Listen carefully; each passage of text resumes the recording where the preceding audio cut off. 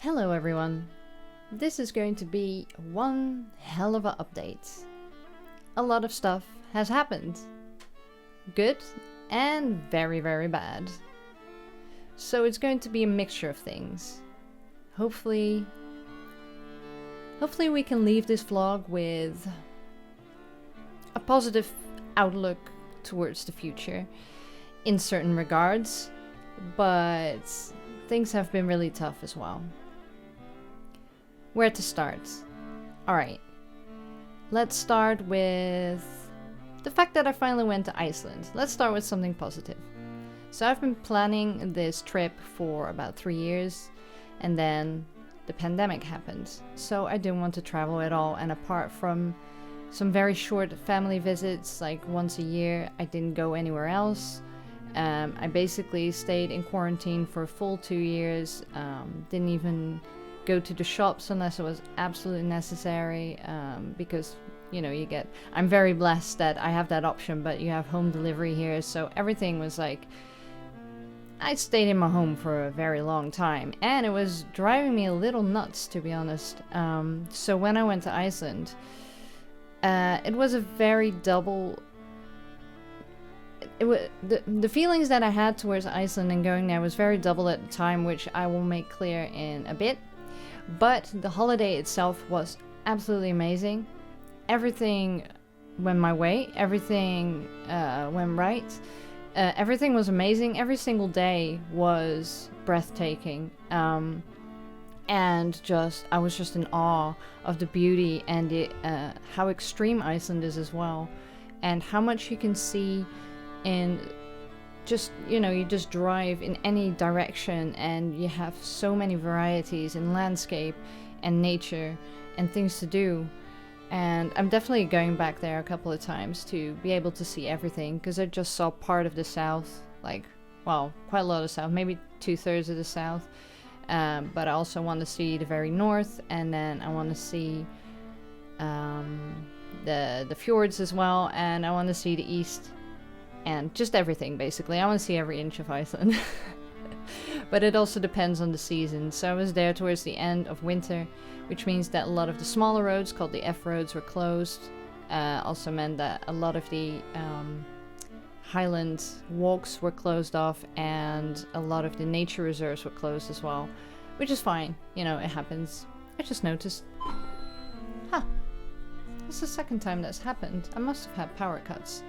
And yeah, so it was really amazing and great and wonderful, and I have been recording stuff for a vlog, which I'll work on as soon as I can, so hopefully you'll be looking forward to that. I can't wait to share what I've been experiencing there, however much I can translate that into video, because it's really hard, even with the photos. I don't know if you've seen my photos on Instagram, but I try to post as much as possible, and that was only a fraction of the photos that I took.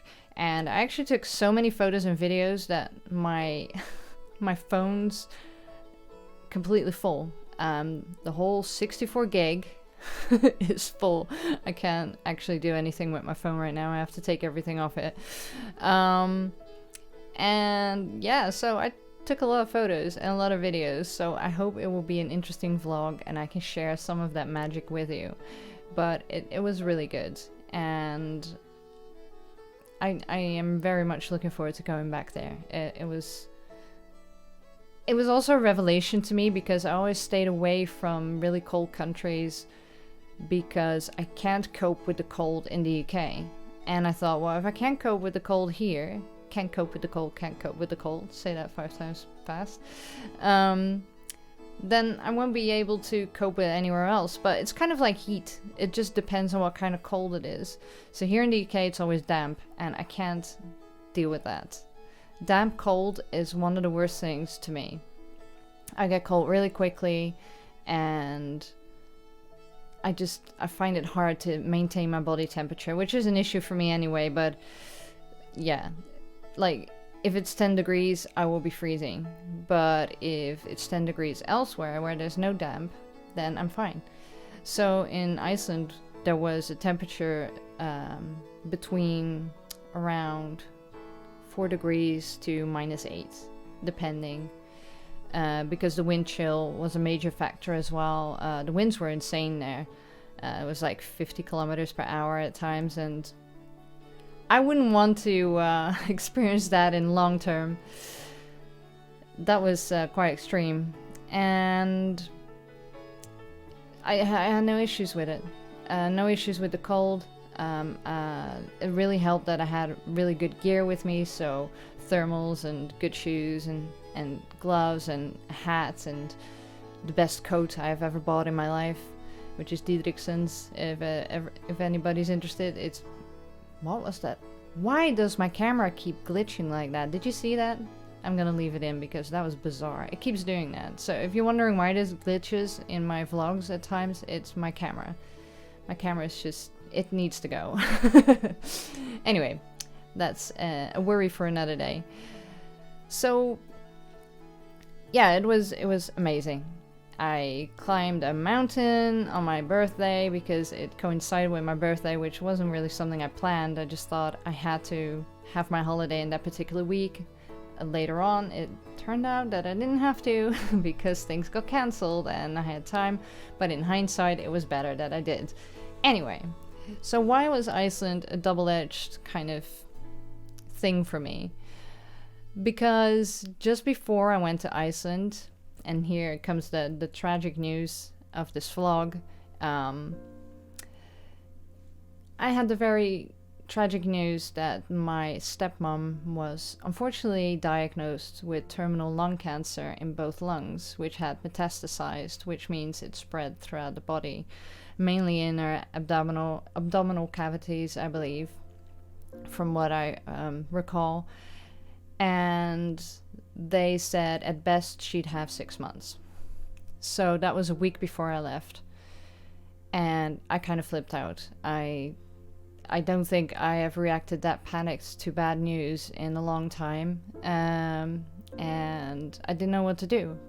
I was ready to not go to my holiday and just fly over and be with them. But it was my stepmom's and my dad's wish that I went on holiday to enjoy that, and very sadly, but also very sweetly, they did not tell me everything and how bad it was, because they wanted me to enjoy the holiday. Which was very sweet of them. I see that as a huge last gift from my stepmom. She was never one to want attention or to have drama or be the center of attention, that kind of thing. And she didn't want that in her last days either. So when I came back, also after celebrating probably my favorite birthday ever, whilst keeping in contact with them, of course, I did know that things were a lot worse. When my dad said that they had to order a hospital bed to be put in the living room and that she was on morphine, I was like, oh, it's a little bit more serious than they initially told me. So I knew that it wasn't going to be very long, but I wasn't prepared for how quick it was going to go. So 2 days after I came back, I got the news that my stepmom wanted euthanasia. Which I'm so grateful for that that's an option in Holland. Or the Netherlands, I should say. I'm from South Holland, so I always say Holland, but it's the Netherlands as a whole. And yeah, I'm so happy that that's a option for people there, so you don't have to die in a horrific way, which I've seen with my mom's dad, who also had lung cancer and slowly just turned into a living skeleton with immense pain and, struggle until his final breath. And that was years of suffering. And everybody, including him, were suffering under that. And I wouldn't wish that on anybody. And so my stepmom also did not want that death because she had seen it with her previous husband. And she also didn't want chemo because they said there's no treatment available. Chemo could, extend her life by a month or so. It's not worth it. And she made the right decision for her. And that way she could say goodbye to everybody the way she wanted, with dignity and very little suffering. And she was already struggling to breathe at that point. It went downhill quite quickly. So yeah, and then I couldn't fly back because I didn't have cover for my animals. Everybody was gone in my direct surroundings, so I had to stay behind and look after my animals until I could fly out, which was 2 days after she was euthanized.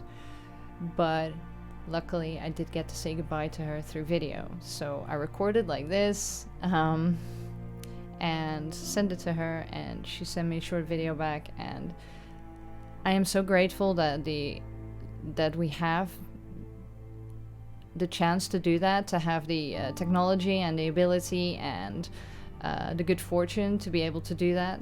But it was also the most bizarre thing I have ever done. Like, attending a funeral last year on Zoom was pretty weird, as it was, and this was even weirder.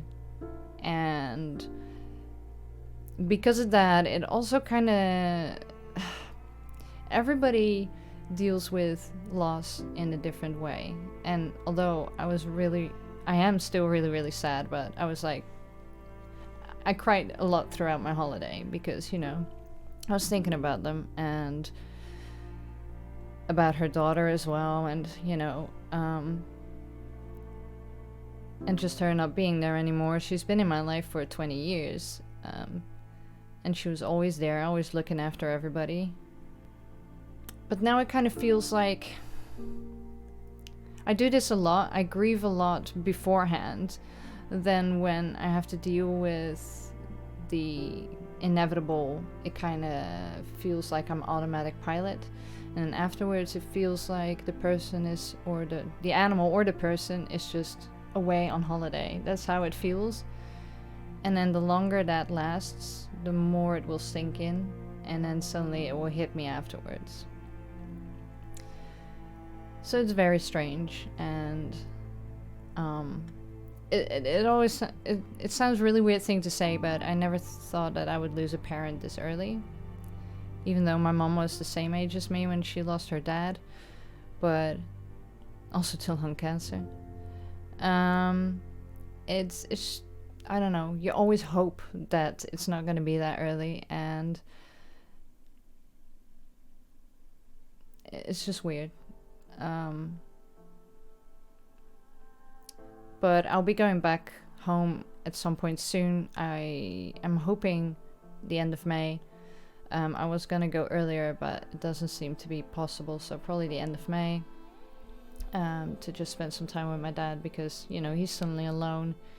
I mean, he has friends and he has family and, you know, all that, but, you know, just everyday life will be on his own, doing a lot of stuff that he used to do with someone else, and, you know, like just simple things like doing the garden and having dinner with someone or whatever. So hopefully I can spend some more time with him.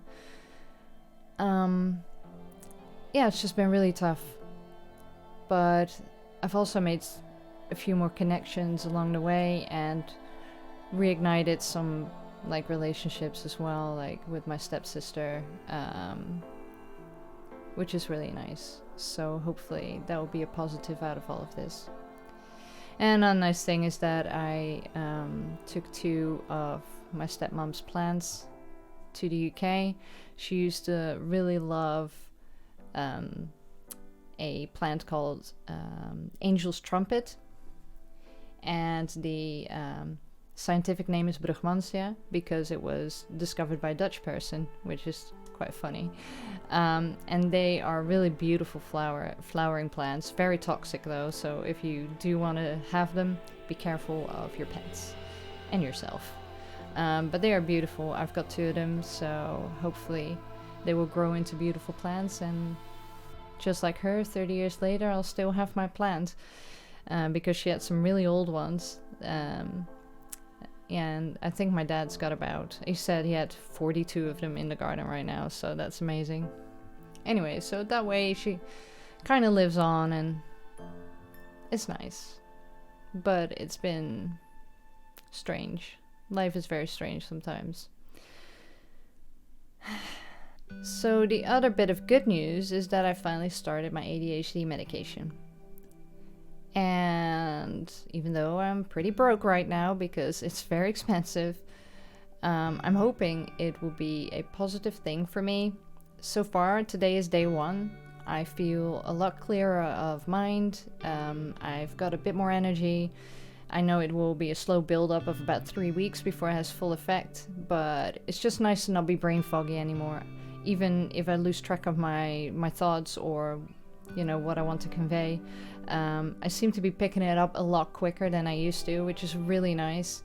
And I seem to be able to organize my thoughts a little bit more so I know what to do in my day. Like today, I've done a lot of shit already, and I'm like, oh my god, I'm vlogging early too, and it's been a really productive day without feeling mentally exhausted, which is great. Eventually I hope it will improve my sleep and my physical energy, because if I sleep better, then that will improve. I just hope I get none of the nasty side effects. So far, nothing. Not even palpitations, which I thought would be a thing because I get it with caffeine sometimes.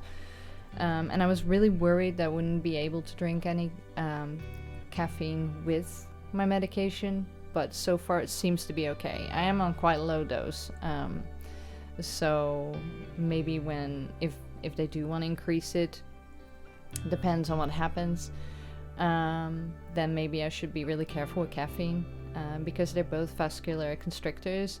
It raises your blood pressure, so it's a thing to be aware of, which I didn't know. For some reason I always thought that caffeine helped widening your vascular system, but no. That's why it's so useful for migraines, apparently. Learn something new every day.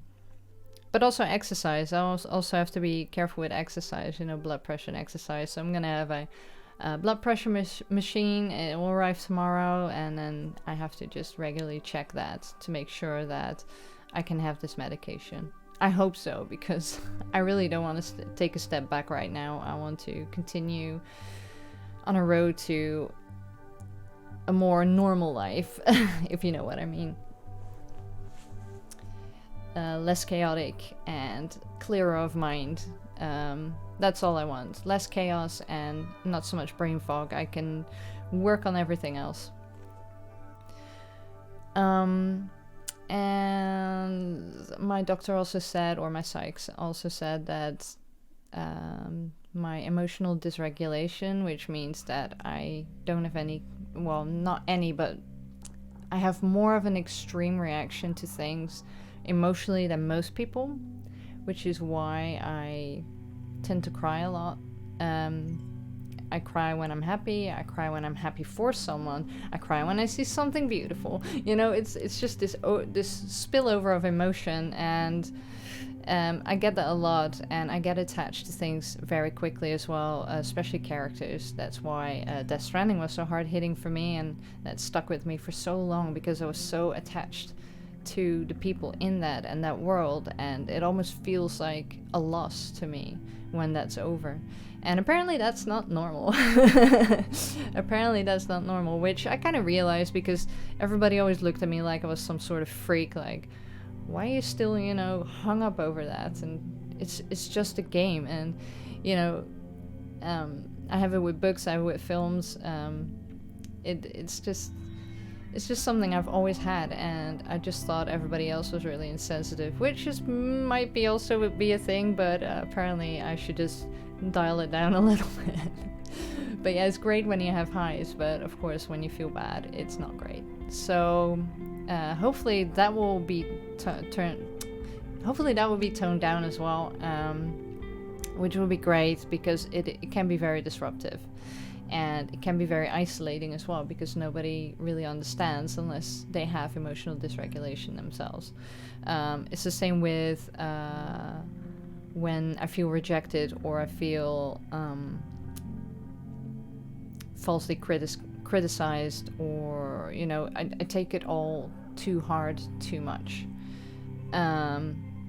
And it will stick with me. Like the whole thing, like I still remember when I said this certain thing to a certain somebody who's probably forgotten me by now, doesn't even remember I exist, you know.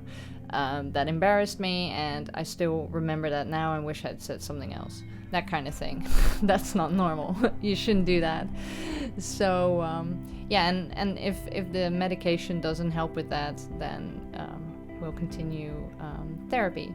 But let me know if you want me to do like a short vlog, a regular vlog on the ADHD side of things, because I think it might be useful for people. And you know, as long as it helps someone out there to see what my journey was, then, you know, maybe it will do some good. And finally, more good news.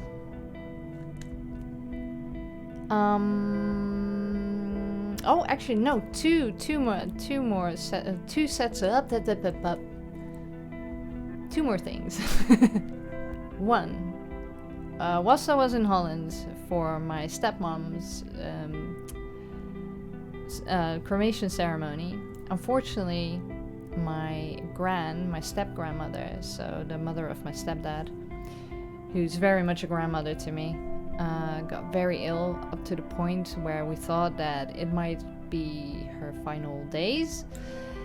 And luckily she's really bounced back in the last 5 days or so. So hopefully, fingers crossed, she'll be okay for now. She's getting extra help at home through nurses that come over to the apartment. It's kind of like a halfway house type thing, but not really. I'm so grateful that I'm not looking at another loss very soon. She's absolutely lovely, and I would be very sad.